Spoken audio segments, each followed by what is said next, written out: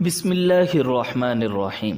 سن 11 نبی اکرم صلی اللہ علیہ وسلم حج کے دنوں میں گھر سے نکلے۔ وہ رجب کا مہینہ تھا۔ عرب حج سے پہلے مختلف رسموں اور میلوں میں شریک ہونے کے لیے مکہ پہنچا کرتے تھے۔ چنانچہ اس سال بھی آپ صلی اللہ علیہ وسلم مختلف قبیلوں سے ملنے کے لیے نکلے تھے۔ آپ صلی اللہ علیہ وسلم عقبہ کے مقام پر پہنچے۔ ناظرین، عقبہ ایک گھاٹی کا نام ہے جس جگہ شیطانوں کو کنکریاں ماری جاتی ہیں۔ یہ گھاٹی ادا کے مقام پر ہے۔ مکہ سے مینا کی طرف جائیں تو یہ مقام بائیں ہاتھ پر آتا ہے۔ اب اس جگہ ایک مسجد ہے۔ وہاں آپ صلی اللہ علیہ وسلم کی ملاقات مدینہ کے قبیلے خزرج کی ایک جماعت سے ہوئی۔ اوس اور خزرج مدینہ منورہ کے مشہور قبیلے تھے۔ یہ اسلام سے پہلے ایک دوسرے کے جانی دشمن تھے۔ یہ بھی دوسرے عربوں کی طرح حج کیا کرتے تھے۔ یہ حضرات تعداد میں کل 6 تھے۔ ایک روایت کے مطابق ان کی تعداد 8 تھی۔ ناظرین، آپ صلی اللہ علیہ وسلم نے انہیں دیکھا تو ان کے قریب تشریف لے گئے۔ ان سے فرمایا، میں آپ سے کچھ کہنا چاہتا ہوں۔ وہ بولے، ضرور کہیں۔ فرمایا، بہتر ہوگا کہ ہم لوگ بیٹھ جائیں۔ پھر آپ صلی اللہ علیہ وسلم ان کے پاس بیٹھ گئے۔ ان لوگوں نے جب آپ کے چہرے کی طرف دیکھا تو وہاں سچائی ہی سچائی اور بھلائی ہی بھلائی نظر آئی۔ ایسے میں آپ صلی اللہ علیہ وسلم نے ارشاد فرمایا، میں آپ لوگوں کو اللہ کی طرف دعوت دیتا ہوں۔ میں اللہ کا رسول ہوں۔ یہ سنتے ہی انہوں نے کہا، اللہ کی قسم، آپ کے بارے میں ہمیں معلوم ہے۔ یہودی ایک نبی کی خبر ہمیں دیتے رہے ہیں اور ہمیں اس سے ڈراتے رہے ہیں، یعنی وہ کہتے رہے ہیں کہ ایک نبی ظاہر ہونے والے ہیں۔ آپ ضرور وہی ہیں۔ کہیں ایسا نہ ہو کہ ہم سے پہلے وہ آپ کی پیروی اختیار کر لیں۔ ناظرین، اصل میں بات یہ تھی کہ جب بھی یہودیوں اور مدینے کے لوگوں میں کوئی لڑائی جھگڑا ہوتا تو یہودی ان سے کہا کرتے تھے، بہت جلد ایک نبی کا ظہور ہونے والا ہے، ان کا زمانہ نزدیک آ چکا ہے۔ ہم اس نبی کی پیروی کریں گے اور ان کے جھنڈے تلے اس طرح تمہارا قتل عام کریں گے جیسے قوم عاد اور قوم ارم کا ہوا تھا۔ ان کا مطلب یہ تھا کہ ہم تمہیں نیست و نابود کر دیں گے۔ اسی بنیاد پر مدینے کے لوگوں کو آپ صلی اللہ علیہ وسلم کے ظہور کے بارے میں معلوم تھا، اور اسی بنیاد پر انہوں نے فوراً آپ صلی اللہ علیہ وسلم کی بات مان لی۔ آپ صلی اللہ علیہ وسلم کی تصدیق کی اور مسلمان ہو گئے۔ ناظرین، پے در پے ناکامیوں کے بعد یہ بہت زبردست کامیابی تھی، اور پھر یہ کامیابی تاریخی اعتبار سے بھی بہت بڑی ثابت ہوئی۔ اس بیعت نے تاریخ کے دھارے کو موڑ کر رکھ دیا۔ گویا اللہ تعالیٰ نے ان کے ذریعے ایک زبردست خیر کا ارادہ فرمایا تھا۔ اسلام قبول کرتے ہی انہوں نے عرض کیا، ہم اپنی قوم اوس اور خزرج کو اس حالت میں چھوڑ کر آئے ہیں کہ ان کے درمیان زبردست جنگ جاری ہے، اس لیے اگر اللہ تعالیٰ آپ کے ذریعے ان سب کو ایک کر دے تو یہ بہت ہی اچھی بات ہوگی۔ ناظرین، اوس اور خزرج 2 سگے بھائیوں کی اولاد تھے۔ پھر ان میں دشمنی ہو گئی۔ لڑائیوں نے اس قدر طول کھینچا کہ 120 سال تک وہ نسل در نسل لڑتے رہے، قتل پر قتل ہوئے۔ اس وقت انہوں نے اپنی دشمنی کی طرف اشارہ کیا تھا، لہٰذا انہوں نے کہا، ہم اوس اور اپنے قبیلے کے دوسرے لوگوں کو بھی اسلام کی دعوت دیں گے۔ ہو سکتا ہے اللہ تعالیٰ آپ کے نام پر انہیں ایک کر دے۔ اگر آپ کی وجہ سے وہ ایک ہو گئے، ان کا کلمہ ایک ہو گیا، تو پھر آپ سے زیادہ قابل عزت اور عزیز کون ہوگا؟ نبی اکرم صلی اللہ علیہ وسلم نے ان کی بات کو پسند فرمایا۔ پھر یہ حضرات حج کے بعد مدینہ منورہ پہنچے۔ اگلے سال قبیلہ خزرج کے 10 اور قبیلہ اوس کے 2 آدمی مکہ آئے۔ ان میں سے 5 وہ تھے جو پچھلے سال عقبہ میں آپ صلی اللہ علیہ وسلم سے مل کر گئے تھے۔ ان لوگوں سے بھی آپ صلی اللہ علیہ وسلم نے بیعت لی۔ آپ صلی اللہ علیہ وسلم نے ان کے سامنے سورۃ النساء کی آیات تلاوت فرمائیں۔ بیعت کے بعد جب یہ لوگ واپس مدینہ منورہ جانے لگے تو آپ صلی اللہ علیہ وسلم نے ان کے ساتھ حضرت عبداللہ ابن ام مکتوم رضی اللہ تعالیٰ عنہ کو بھیجا۔ آپ صلی اللہ علیہ وسلم نے حضرت ابو مصعب بن عمیر رضی اللہ تعالیٰ عنہ کو بھی ان کے ساتھ بھیجا تاکہ وہ نئے مسلمانوں کو دین سکھائیں، قرآن کی تعلیم دیں۔ ناظرین، انہیں قاری کہا جاتا ہے۔ یہ مسلمانوں میں سب سے پہلے آدمی ہیں جنہیں قاری کہا گیا۔ حضرت مصعب بن عمیر رضی اللہ تعالیٰ عنہ نے وہاں کے مسلمانوں کو نماز پڑھانا شروع کی۔ سب سے پہلا جمعہ بھی انہوں نے ہی پڑھایا۔ جمعہ کی نماز اگرچہ مکہ میں فرض ہو چکی تھی، لیکن وہاں مشرکین کی وجہ سے مسلمان جمعہ کی نماز ادا نہیں کر سکتے تھے۔ سب سے پہلا جمعہ پڑھنے والوں کی تعداد 40 تھی۔ ناظرین، حضرت مصعب بن عمیر رضی اللہ تعالیٰ عنہ نے مدینہ منورہ میں دین کی تبلیغ شروع کی تو حضرت سعد بن معاذ اور ان کے چچا زاد بھائی حضرت اسید بن حذیر رضی اللہ تعالیٰ عنہ ان کے ہاتھ پر مسلمان ہو گئے۔ ان کے اسلام لانے کے بعد مدینہ میں اسلام اور تیزی سے پھیلنے لگا۔ اس کے بعد حضرت مصعب بن عمیر رضی اللہ تعالیٰ عنہ حج کے دنوں میں واپس مکہ پہنچے۔ مدینہ منورہ میں اسلام کی کامیابیوں کی خبر سن کر آپ صلی اللہ علیہ وسلم بہت خوش ہوئے۔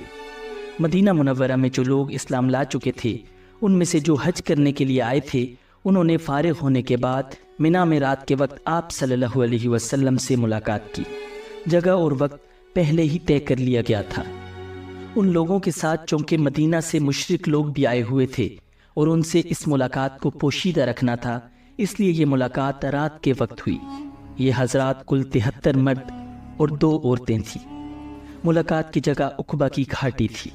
وہاں ایک 2 کر کے جمع ہو گئے۔ اس مجمع میں 11 آدمی قبیلہ اوس کے تھے۔ پھر آپ صلی اللہ علیہ وسلم تشریف لائے۔ آپ صلی اللہ علیہ وسلم کے چچا حضرت عباس بن عبد المطلب رضی اللہ تعالیٰ عنہ بھی ساتھ تھے۔ ان کے علاوہ آپ صلی اللہ علیہ وسلم کے ساتھ کوئی نہیں تھا۔ حضرت عباس رضی اللہ تعالیٰ عنہ بھی اس وقت تک مسلمان نہیں ہوئے تھے۔ اس وقت آپ صلی اللہ علیہ وسلم گویا اپنے چچا کے ساتھ آئے تھے تاکہ اس معاملہ کو خود دیکھیں۔ ناظرین، ایک روایت کے مطابق اس موقع پر حضرت ابو بکر صدیق رضی اللہ تعالیٰ عنہ اور حضرت علی رضی اللہ تعالیٰ عنہ بھی ساتھ آئے تھے۔ سب سے پہلے حضرت عباس رضی اللہ تعالیٰ عنہ نے ان کے سامنے تقریر کی۔ انہوں نے کہا، تم لوگ جو عہد و پیمان ان سے کرو اس کو ہر حال میں پورا کرنا۔ اگر پورا نہ کر سکو تو بہتر ہے کہ کوئی عہد و پیمان نہ کرو۔ اس پر ان حضرات نے وفاداری نبھانے کے وعدے کیے۔ تب نبی اکرم صلی اللہ علیہ وسلم نے ان سے ارشاد فرمایا، تم ایک اللہ کی عبادت کرو اور اس کے ساتھ کسی کو شریک نہ ٹھہراؤ۔ اپنی ذات کی حد تک یہ کہتا ہوں کہ میری حمایت کرو اور میری حفاظت کرو۔ اس موقع پر ایک انصاری بولے، اگر ہم ایسا کریں تو ہمیں کیا ملے گا؟ آپ صلی اللہ علیہ وسلم نے ارشاد فرمایا، اس کے بدلے تمہیں جنت ملے گی۔ اب وہ سب بول اٹھے، یہ نفع کا سودا ہے، ہم اسے ختم نہیں کریں گے۔ اب ان سب نے نبی اکرم صلی اللہ علیہ وسلم سے بیعت کی، حضور صلی اللہ علیہ وسلم کی حفاظت کا وعدہ کیا۔ حضرت برا بن معرور رضی اللہ تعالی عنہ نے فرمایا، ہم ہر حال میں آپ صلی اللہ علیہ وسلم کا ساتھ دیں گے اور آپ صلی اللہ علیہ وسلم کی حفاظت کریں گے۔ حضرت برا بن معرور رضی اللہ تعالی عنہ یہ الفاظ کہہ رہے تھے کہ ابو الحیثم رضی اللہ تعالی عنہ بول اٹھے، چاہے ہم پیسے کو محتاج ہو جائیں اور چاہے ہمیں قتل کر دیا جائے، ہم ہر قیمت پر آپ صلی اللہ علیہ وسلم کا ساتھ دیں گے۔ اس وقت حضرت عباس رضی اللہ تعالی عنہ بولے، ذرا آہستہ آواز میں بات کرو، کہیں مشرک آواز نہ سن لیں۔ اس موقع پر ابو الحیثم رضی اللہ تعالی عنہ نے عرض کیا، اے اللہ کے رسول صلی اللہ علیہ وسلم، ہمارے اور یہودیوں کے درمیان کچھ معاہدے ہیں، اب ہم ان کو توڑ رہے ہیں۔ ایسا تو نہیں ہوگا کہ آپ صلی اللہ علیہ وسلم ہمیں چھوڑ کر مکہ آ جائیں؟ یہ سن کر آپ صلی اللہ علیہ وسلم مسکرائے اور فرمایا، نہیں، بلکہ میرا خون اور تمہارا خون ایک ہے۔ جس سے تم جنگ کرو گے اس سے میں جنگ کروں گا، جسے تم پناہ دو گے اسے میں پناہ دوں گا۔ پھر آپ صلی اللہ علیہ وسلم نے ان سے 12 آدمی الگ کیے، یہ 9 خزرج میں سے اور 3 اوس میں سے تھے۔ آپ نے ان سے فرمایا، تم میرے جانثار ہو، میرے نقیب ہو۔ ناظرین، ان 12 حضرات میں ہر ایک اپنے اپنے قبیلے کا نمائندہ تھا۔ آپ صلی اللہ علیہ وسلم نے ان جانثاروں سے فرمایا، تم لوگ اپنی اپنی قوم کی طرف سے اس طرح میرے کفیل ہو جیسے عیسیٰ علیہ السلام کے 12 حواری ان کے کفیل تھے، اور میں اپنی قوم یعنی مہاجروں کی طرف سے کفیل اور ذمہ دار ہوں۔ ناظرین، اس بیعت کو بیعت عقبہ ثانیہ کہا جاتا ہے۔ یہ بہت اہم تھی۔ اس بیعت کے ہونے پر شیطان نے بہت واویلا کیا، چیخا اور چلایا، کیونکہ یہ اسلام کی ترقی کی بنیاد تھی۔ جب یہ مسلمان مدینہ پہنچے تو انہوں نے کھل کر اپنے اسلام قبول کرنے کا اعلان کر دیا۔ اعلانیہ نمازیں پڑھنے لگے۔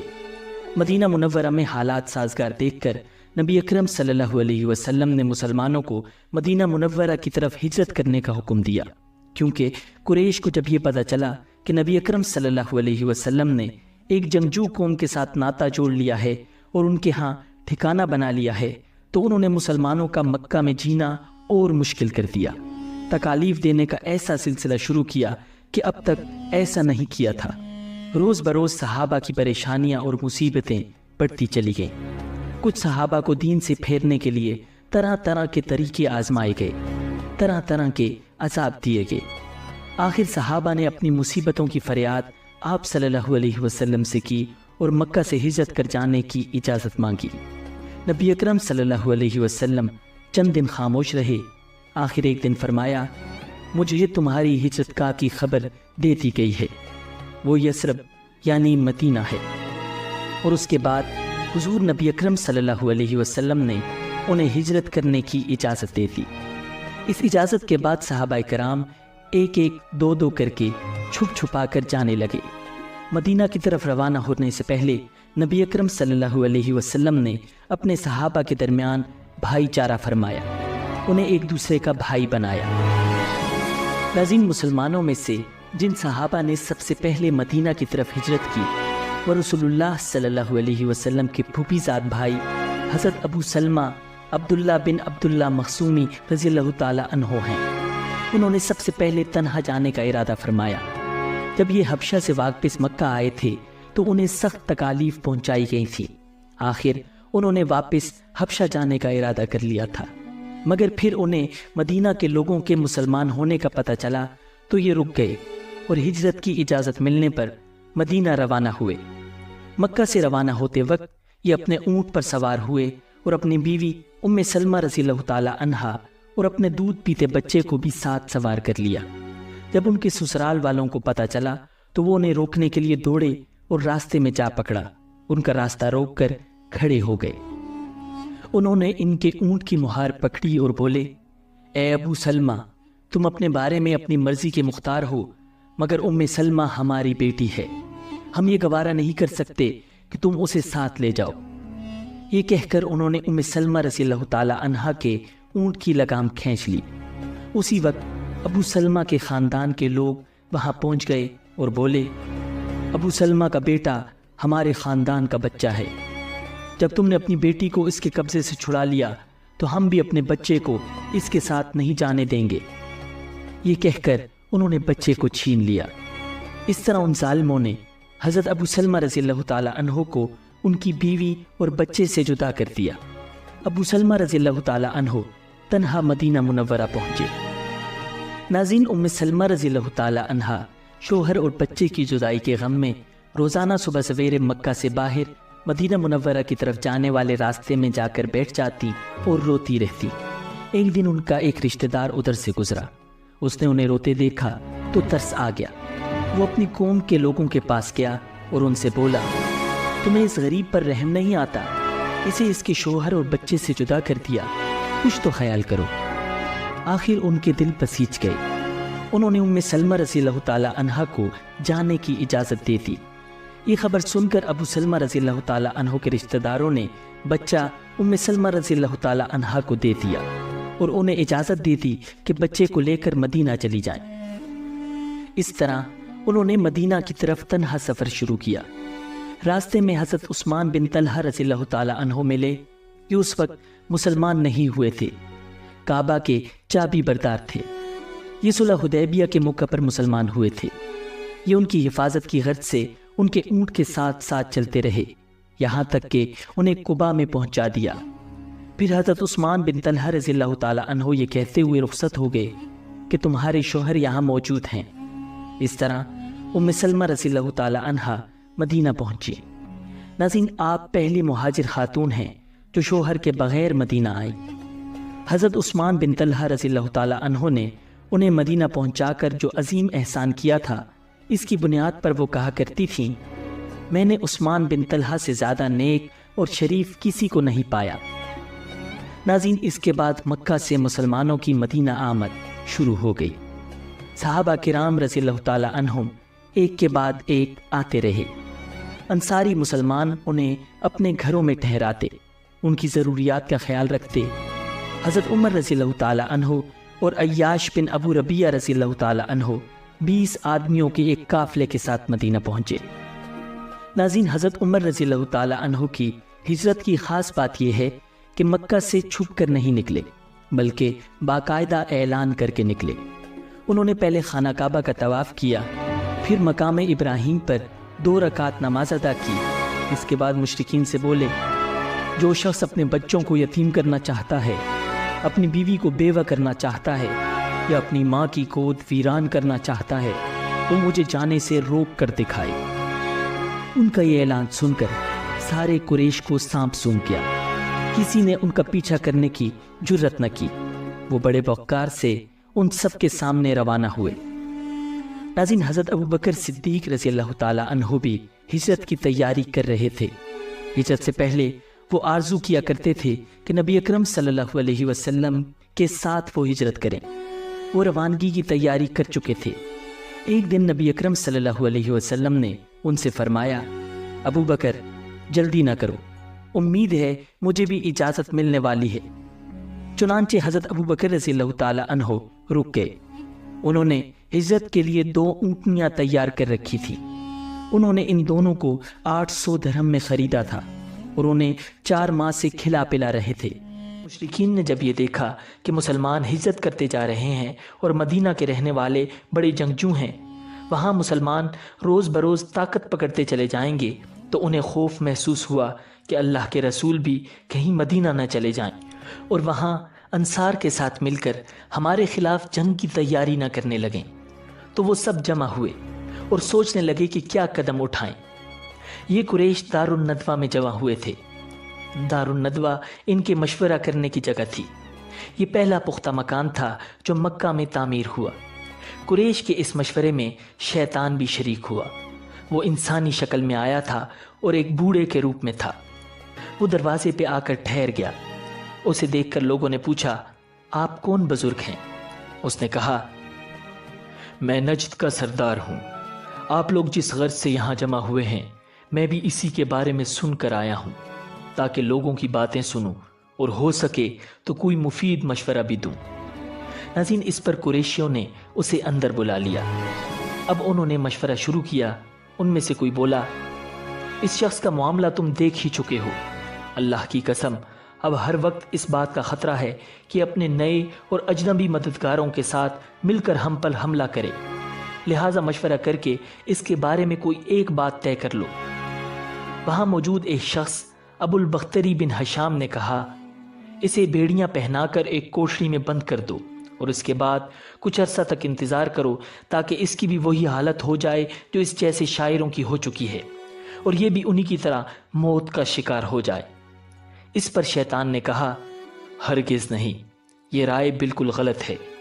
یہ خبر اس کے ساتھیوں تک پہنچ جائے گی، وہ تم پر حملہ کر دیں گے اور اپنے ساتھی کو نکال کر لے جائیں گے۔ اس وقت تمہیں پچھتانا پڑے گا، لہٰذا کوئی اور ترکیب سوچو۔ ناظرین، اب ان میں بحث شروع ہو گئی۔ اسود بن ربیعہ نے کہا، ہم اسے یہاں سے نکال کر جلا وطن کر دیتے ہیں، پھر یہ ہماری طرف سے کہیں بھی چلا جائے۔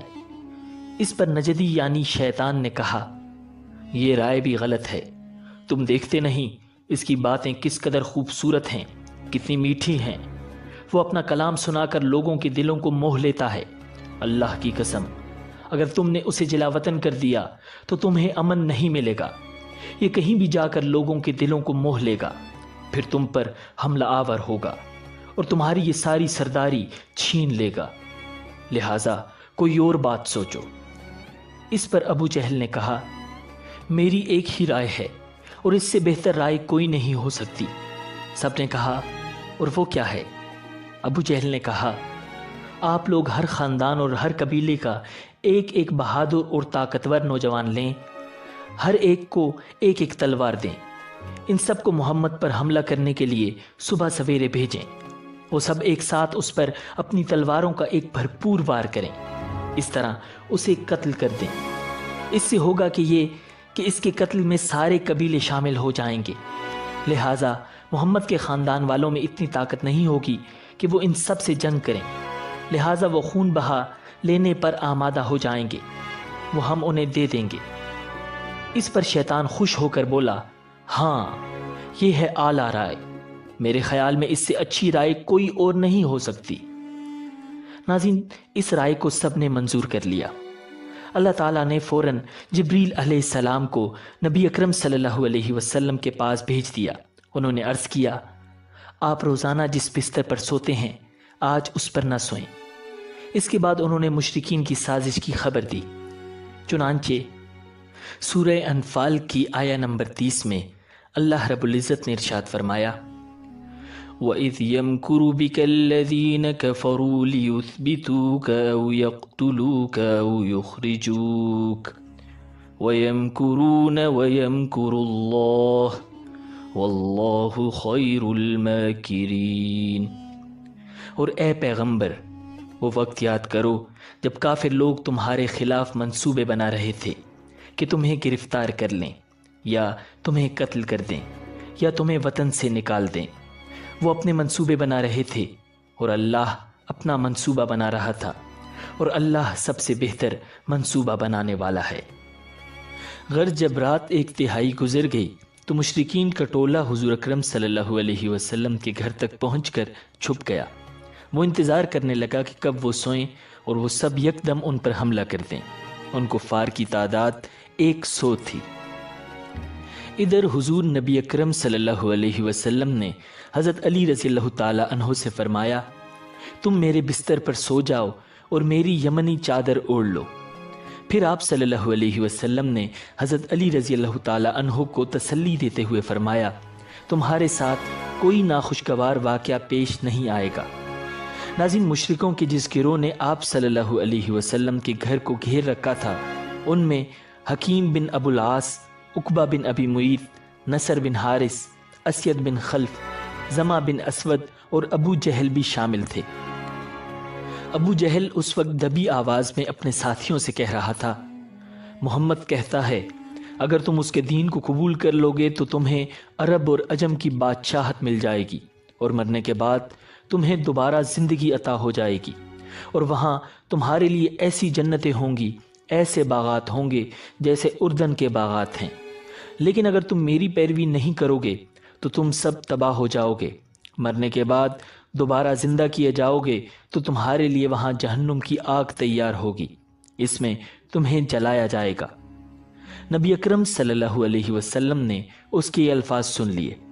آپ یہ کہتے ہوئے گھر سے نکلے، ہاں میں یقیناً یہ بات کہتا ہوں۔ ناظرین، اس کے بعد آپ صلی اللہ علیہ وسلم نے اپنی مٹھی میں کچھ مٹی اٹھائی اور سورہ یاسین کی ابتدائی آیات کی تلاوت شروع کر دی۔ ان آیات کی برکت سے اللہ تعالیٰ نے کفار کو وقتی طور پر اندھا کر دیا۔ وہ نبی اکرم صلی اللہ علیہ وسلم کو اپنے سامنے سے جاتے ہوئے نہ دیکھ سکے۔ نبی اکرم صلی اللہ علیہ وسلم نے جو مٹی پھینکی تھی وہ ان سب کے سروں پر گری، کوئی ایک بھی ایسا نہ بچا جس پر وہ مٹی نہ گری ہو۔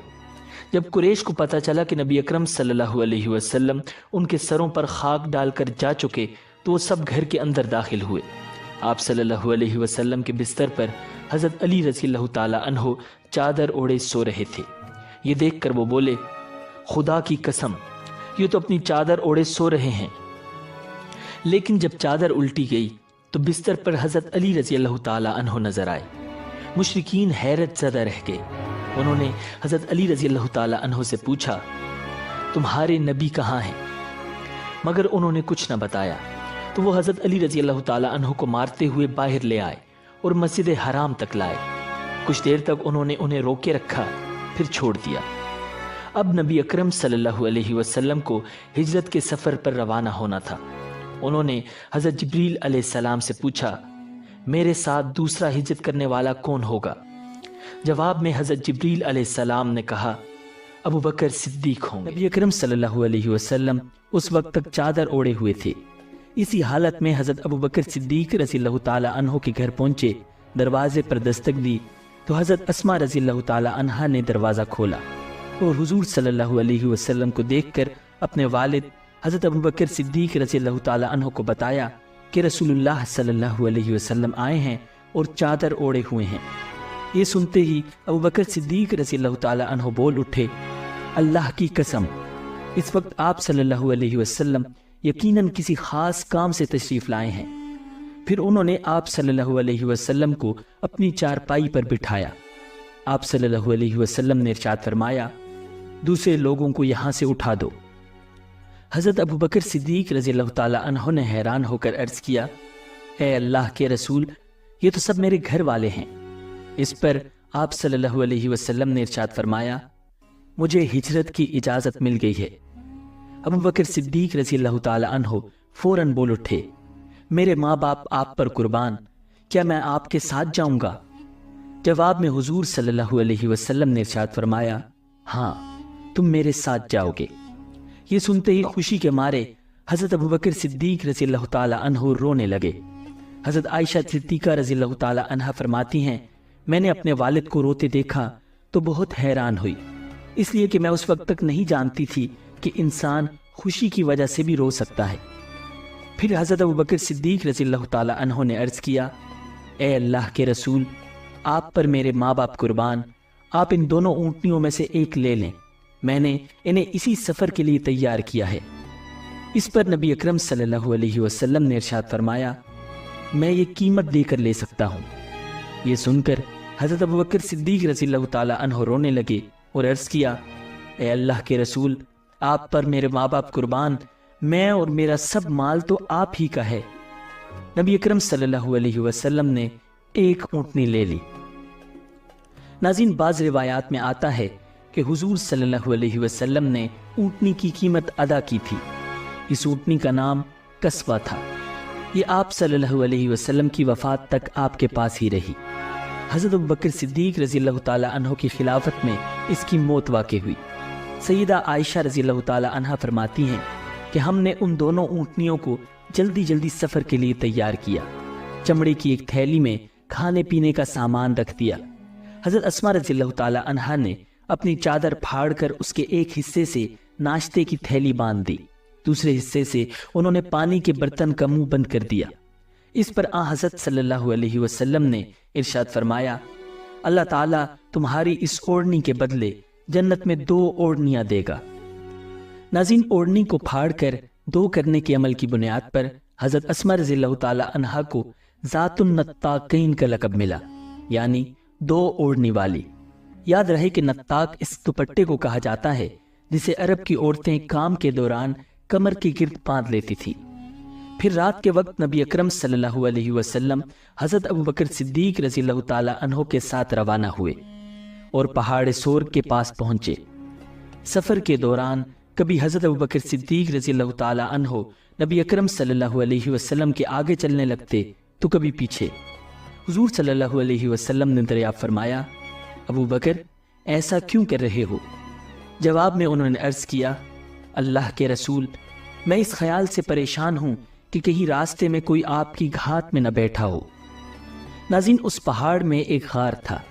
دونوں غار کے دہانے تک پہنچے تو حضرت ابو بکر صدیق رضی اللہ تعالی عنہ نے عرض کیا، قسم اس ذات کی جس نے آپ کو حق دے کر بھیجا، آپ ذرا ٹھہریے، پہلے غار میں داخل میں ہوں گا۔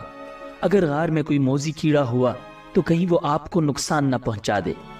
چنانچہ حضرت ابو بکر صدیق رضی اللہ تعالی عنہ غار میں داخل ہوئے۔ انہوں نے غار کو ہاتھوں سے ٹٹول کر دیکھنا شروع کیا۔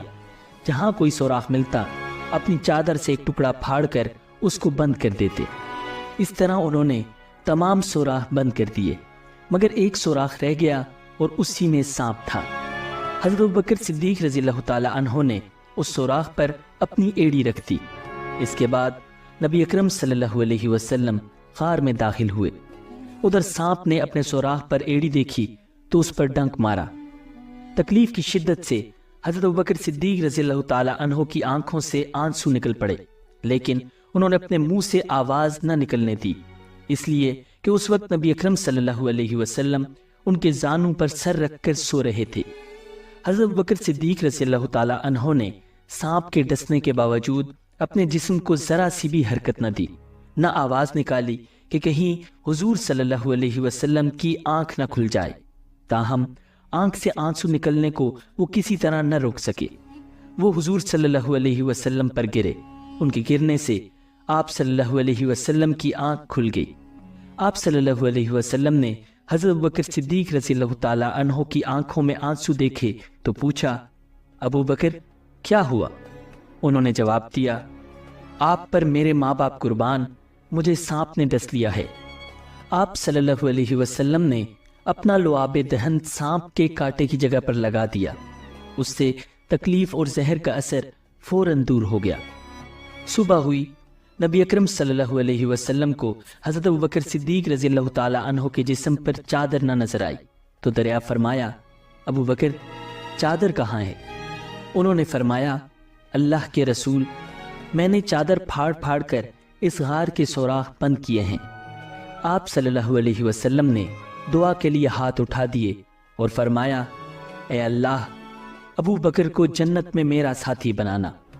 اسی وقت اللہ تعالیٰ نے وحی کے ذریعے خبر دی کہ آپ کی دعا قبول کر لی گئی ہے۔ ناظرین، ادھر قریش کے لوگ نبی اکرم صلی اللہ علیہ وسلم کی تلاش میں اس غار کے قریب آ پہنچے۔ ان میں سے چند ایک جلدی سے آگے بڑھ کر غار میں جھانکنے لگے۔ غار کے دہانے پر انہیں مکڑی کا جالا نظر آیا، ساتھ ہی 2 جنگلی کبوتر نظر آئے۔ اس پر ان میں سے ایک نے کہا، اس غار میں کوئی نہیں ہے۔ ایک روایت میں یوں آیا ہے، ان میں ایک امیہ بن خلف بھی تھا۔ اس نے کہا، اس غار کے اندر جا کر دیکھو۔ کسی نے جواب دیا، غار کے اندر جا کر دیکھنے کی کیا ضرورت ہے؟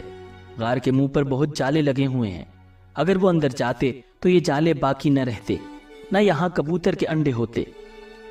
حضرت ابوبکر صدیق رضی اللہ تعالی عنہ نے جب ان لوگوں کو غار کے دہانے پر دیکھا تو آپ رو پڑے اور دبی آواز میں بولے، اللہ کی قسم، میں اپنی جان کے لیے نہیں روتا، میں تو اس لیے روتا ہوں کہ کہیں یہ لوگ آپ کو تکلیف نہ پہنچائیں۔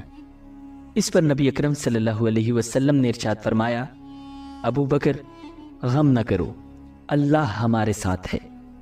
اسی وقت اللہ تعالیٰ نے حضرت ابوبکر صدیق رضی اللہ تعالیٰ عنہ کے دل کو سکون بخش دیا۔ ان حالات میں ابوبکر صدیق رضی اللہ تعالیٰ عنہ کو پیاس محسوس ہوئی۔ انہوں نے نبی اکرم صلی اللہ علیہ وسلم سے اس کا ذکر کیا تو آپ نے ارشاد فرمایا، اس غار کے درمیان میں جاؤ اور پانی پی لو۔ صدیق اکبر رضی اللہ تعالیٰ عنہ اٹھ کر غار کے درمیان میں پہنچے۔ وہاں انہیں اتنا بہترین پانی ملا کہ شہد سے زیادہ میٹھا، دودھ سے زیادہ سفید اور مشک سے زیادہ خوشبو والا تھا۔ انہوں نے اس میں سے پانی پیا۔ جب وہ واپس آئے تو نبی اکرم صلی اللہ علیہ وسلم نے ان سے فرمایا، اللہ تعالیٰ نے جنت کی نہروں کے نگران فرشتوں کو حکم فرمایا کہ اس غار کے درمیان میں جنت الفردوس سے ایک چشمہ جاری کر دیں تاکہ تم اس میں سے پانی پی سکو۔ یہ سن کر حضرت ابوبکر صدیق رضی اللہ تعالی عنہ حیران ہوئے اور عرض کیا، کیا اللہ کے نزدیک میرا اتنا مقام ہے؟ آپ صلی اللہ علیہ وسلم نے ارشاد فرمایا، ہاں، بلکہ اے ابو بکر اس سے بھی زیادہ ہے۔ قسم ہے اس ذات کی جس نے مجھے حق کے پیغام کے ساتھ نبی بنا کر بھیجا، وہ شخص جو تم سے بغض رکھے جنت میں داخل نہیں ہوگا۔ غرض قریش مایوس ہو کر غار سور سے ہٹ آئے اور ساحلی علاقوں کی طرف چلے گئے۔ ساتھ ہی انہوں نے اعلان کر دیا، جو شخص محمد یا ابو بکر کو گرفتار کرے یا قتل کرے اسے 100 اونٹ انعام میں دیے جائیں گے۔ آپ صلی اللہ علیہ وسلم اور حضرت ابوبکر صدیق رضی اللہ تعالی عنہ اس غار میں 3 دن تک رہے۔ اس دوران ان کے پاس حضرت ابوبکر صدیق رضی اللہ تعالی عنہ کے بیٹے عبداللہ رضی اللہ تعالی عنہ بھی آتے جاتے رہے۔ یہ اس وقت کم عمر تھے مگر حالات کو سمجھتے تھے۔ اندھیرا پھیلنے کے بعد یہ غار میں آ جاتے اور منہ اندھیرے فجر کے وقت وہاں سے واپس جاتے۔ اس سے قریش یہ خیال کرتے کہ انہوں نے رات اپنے گھر میں گزاری ہے۔ اس طرح قریش کے درمیان دن بھر جو باتیں ہوتی یہ ان کو سنتے اور شام کو نبی اکرم صلی اللہ علیہ وسلم کے پاس پہنچا کر بتا دیتے۔ ناظرین، حضرت ابوبکر صدیق رضی اللہ تعالی عنہ کے ایک غلام حضرت عامر بن فہیرہ رضی اللہ تعالی عنہ تھے۔ یہ پہلے طفیل نامی ایک شخص کے غلام تھے۔ جب یہ اسلام لے آئے تو طفیل نے ان پر ظلم ڈھانا شروع کیا۔ اس پر حضرت ابوبکر صدیق رضی اللہ تعالی عنہ نے اس سے انہیں خرید کر آزاد کر دیا۔ یہ حضرت ابوبکر رضی اللہ تعالی عنہ کی بکریاں چرایا کرتے تھے۔ یہ بھی ان دنوں غار تک آتے جاتے رہے۔ شام کے وقت اپنی لکڑیاں لے کر وہاں پہنچ جاتے اور رات کو وہیں رہتے۔ صبح منہ اندھیرے حضرت عبداللہ رضی اللہ تعالی عنہ کے جانے کے بعد یہ بھی وہاں سے اپنی بکریاں اسی راستے سے واپس لاتے تاکہ ان کے قدموں کے نشانات مٹ جائیں۔ ان 3 راتوں تک ان کا برابر یہی معمول رہا۔ یہ ایسا حضرت ابوبکر صدیق رضی اللہ تعالی عنہ کی ہدایت پر کرتے تھے۔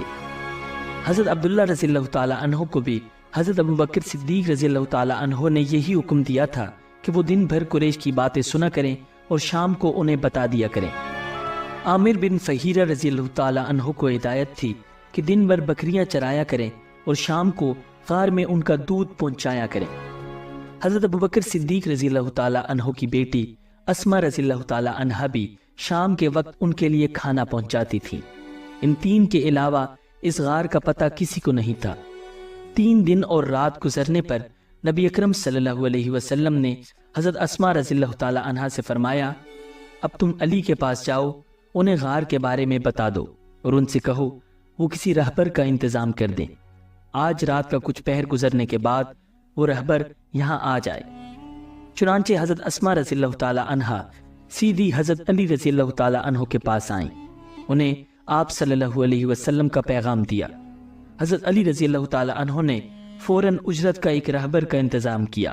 اس کا نام اریکت بن عبداللہ لیثی تھا۔ یہ رہبر رات کے وقت وہاں پہنچا۔ نبی اکرم صلی اللہ علیہ وسلم نے جو ہی اونٹ کے بلبلانے کی آواز سنی، آپ فوراً ابوبکر صدیق رضی اللہ تعالی عنہ کے ساتھ غار سے نکل آئے اور رہبر کو پہچان لیا۔ آپ صلی اللہ علیہ وسلم اور حضرت ابوبکر صدیق رضی اللہ تعالی عنہ اونٹوں پر سوار ہو گئے۔ اس سفر میں حضرت ابوبکر نے اپنے بیٹے حضرت عبداللہ کے ذریعے اپنے گھر سے وہ رقم بھی منگوا لی تھی جو وہاں موجود تھی۔ یہ رقم 4-5 ہزار درہم تھی۔ جب صدیق اکبر رضی اللہ تعالی عنہ مسلمان ہوئے تھے تو ان کے پاس 40-50 ہزار درہم موجود تھے۔ گویا کہ تمام دولت انہوں نے اللہ کے راستے میں خرچ کر دی تھی۔ جاتے وقت بھی گھر میں جو کچھ تھا منگوا لیا۔ ان کے والد ابو کہانہ رضی اللہ تعالی عنہ اس وقت تک مسلمان نہیں ہوئے تھے۔ ان کی بینائی ختم ہو گئی تھی۔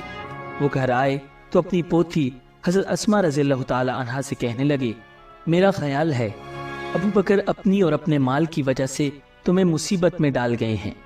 مطلب یہ تھا کہ جاتے ہوئے سارے پیسے لے گئے ہیں۔ یہ سن کر حضرت اسما رضی اللہ تعالی عنہ نے ارشاد فرمایا، نہیں بابا، وہ ہمارے لیے بڑی خیر و برکت چھوڑ گئے ہیں۔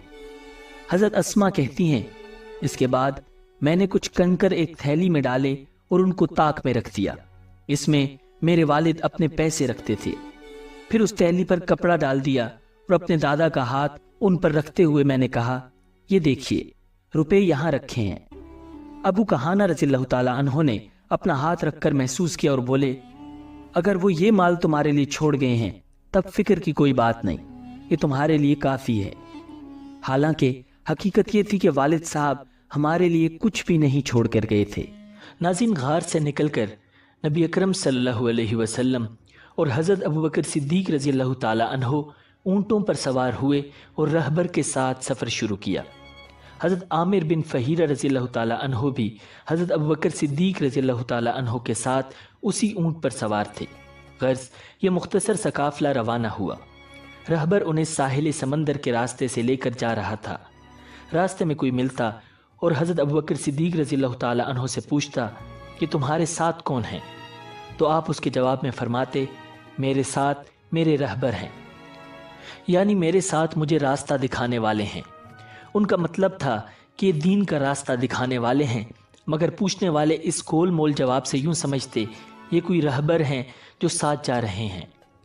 حضرت ابوبکر صدیق رضی اللہ تعالی عنہ کے اس طرح جواب دینے کی وجہ یہ تھی کہ نبی اکرم صلی اللہ علیہ وسلم نے ہدایت دی تھی کہ لوگوں کو میرے پاس سے ٹالتے رہنا، یعنی اگر کوئی میرے بارے میں پوچھے تو تم یہی زمانی یعنی گول مول جواب دینا، کیونکہ نبی اکرم صلی اللہ علیہ وسلم کے لیے کسی صورت میں جھوٹ بولنا مناسب نہیں، چاہے کسی بھی لحاظ سے ہو۔ چنانچہ جو شخص بھی آپ صلی اللہ علیہ وسلم کے بارے میں سوال کرتا رہا، حضرت ابوبکر صدیق رضی اللہ تعالی عنہ یہی جواب دیتے رہے۔ چونکہ حضرت ابوبکر صدیق رضی اللہ تعالی عنہ ان راستوں سے اکثر تجارت کے لیے جاتے رہتے تھے، انہیں اکثر لوگ جانتے تھے۔ ان سے کسی نے یہ نہیں پوچھا کہ آپ کون ہیں۔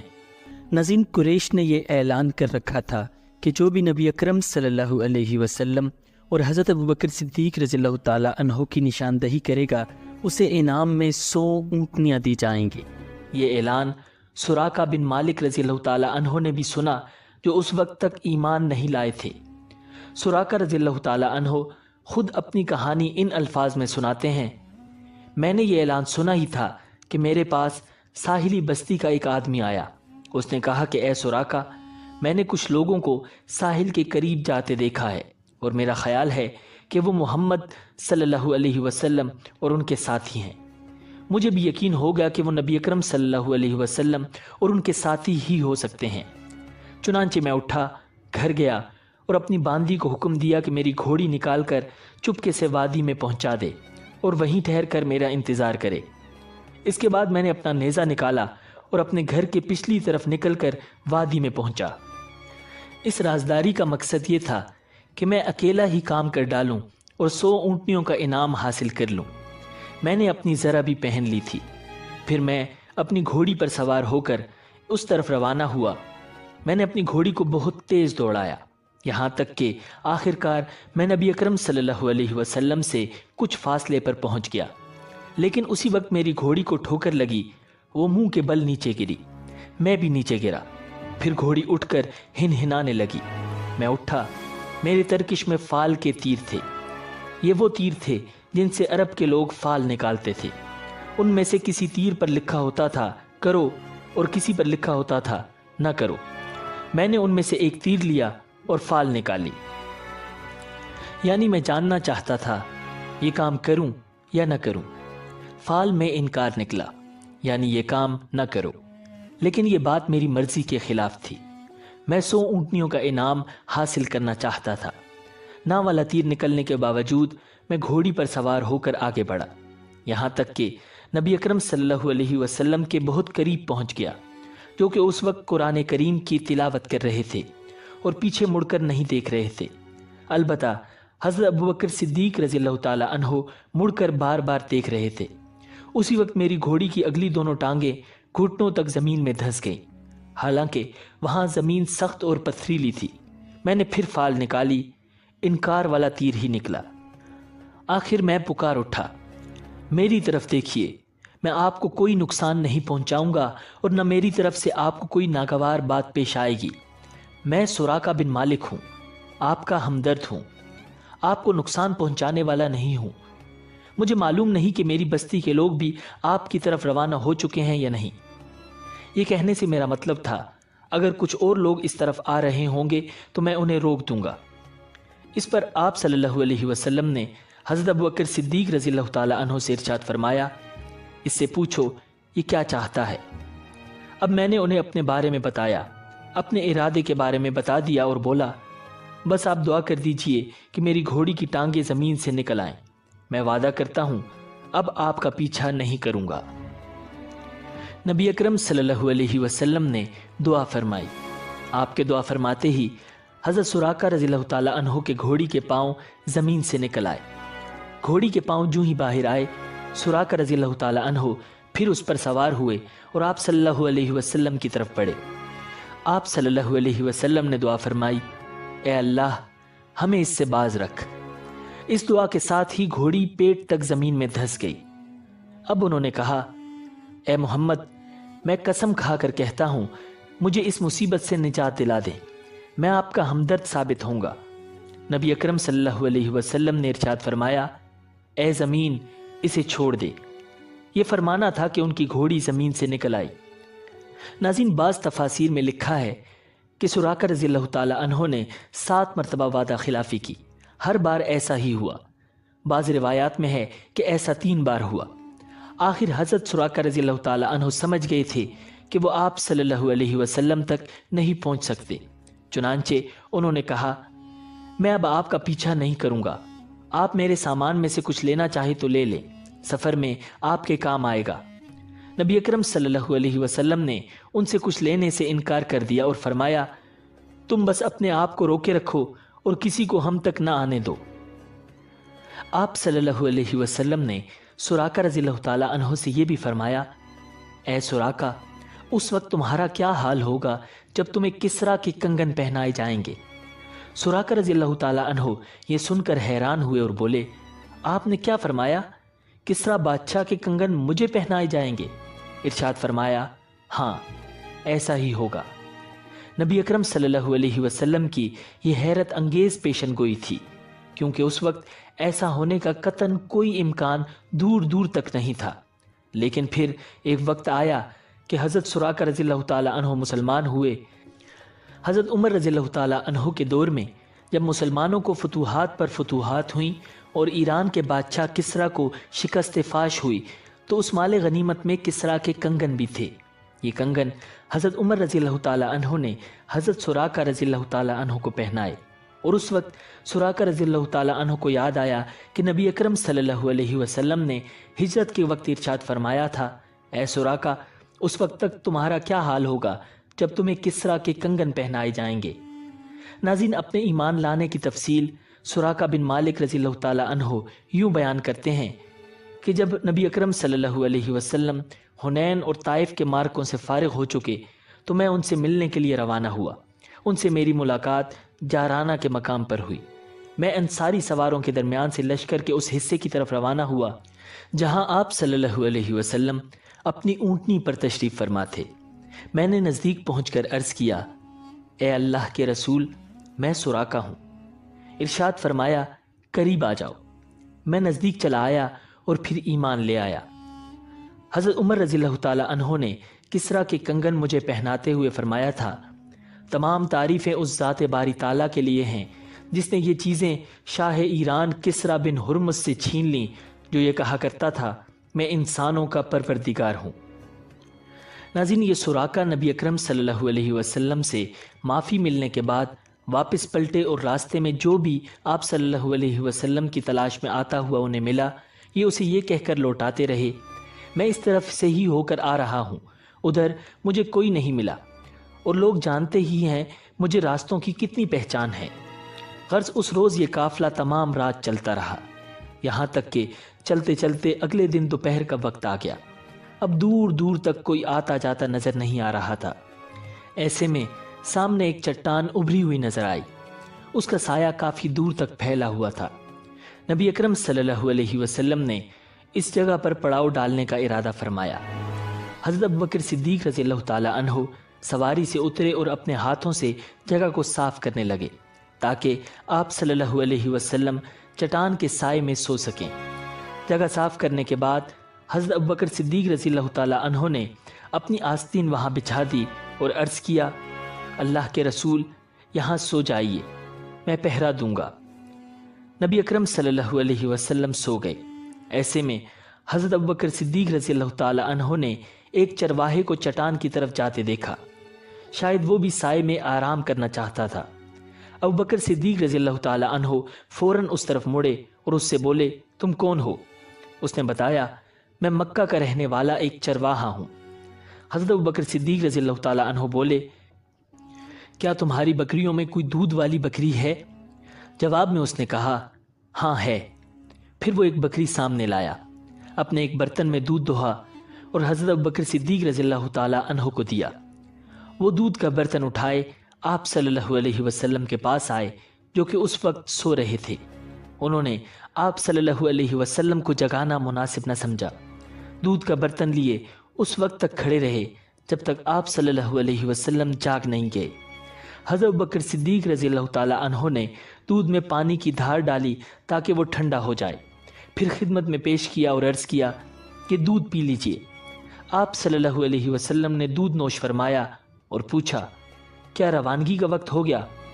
حضرت ابوبکر صدیق رضی اللہ تعالیٰ عنہ نے عرض کیا، جی ہاں، ہو گیا ہے۔ اب یہ قافلہ پھر روانہ ہوا۔ ابھی کچھ دور ہی گئے ہوں گے کہ ایک خیمہ نظر آیا۔ خیمے کے باہر ایک عورت بیٹھی تھی۔ یہ معبد رضی اللہ تعالی عنہا تھیں، جو اس وقت تک اسلام کی دعوت سے محروم تھی۔ ان کا نام عاتقہ تھا۔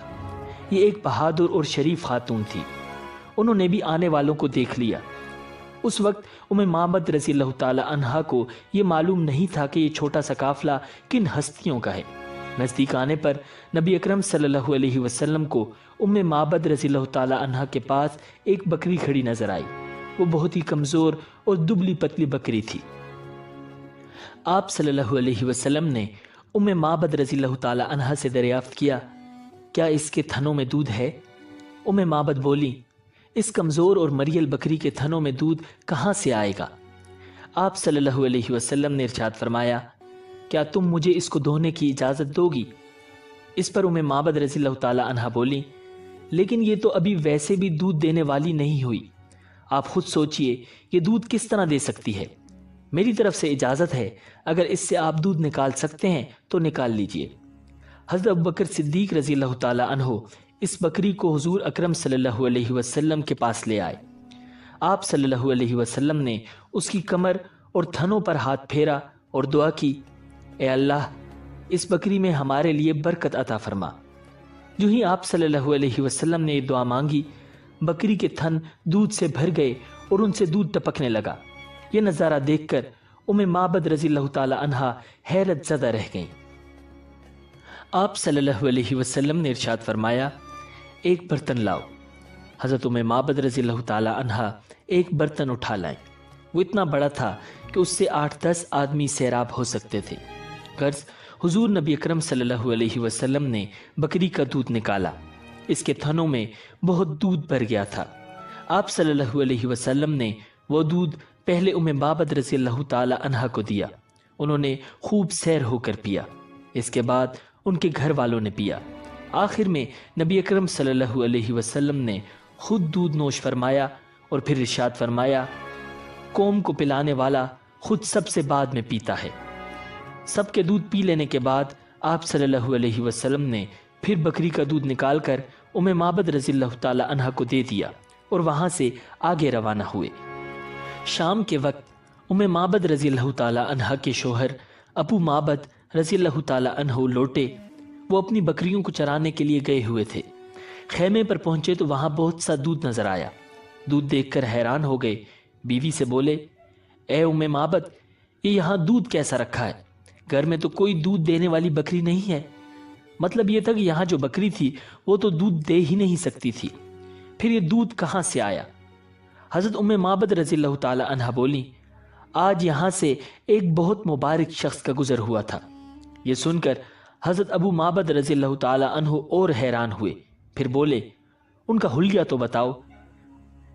جواب میں معبد رضی اللہ تعالی عنہا نے کہا، ان کا چہرہ نورانی تھا، ان کی آنکھیں ان کی لمبی پلکوں کے نیچے چمکتی تھیں، وہ گہری سیاہ تھی، ان کی آواز میں نرمی تھی، وہ درمیانے قد کے تھے، یعنی چھوٹے قد کے نہیں تھے، نہ بہت زیادہ لمبے تھے۔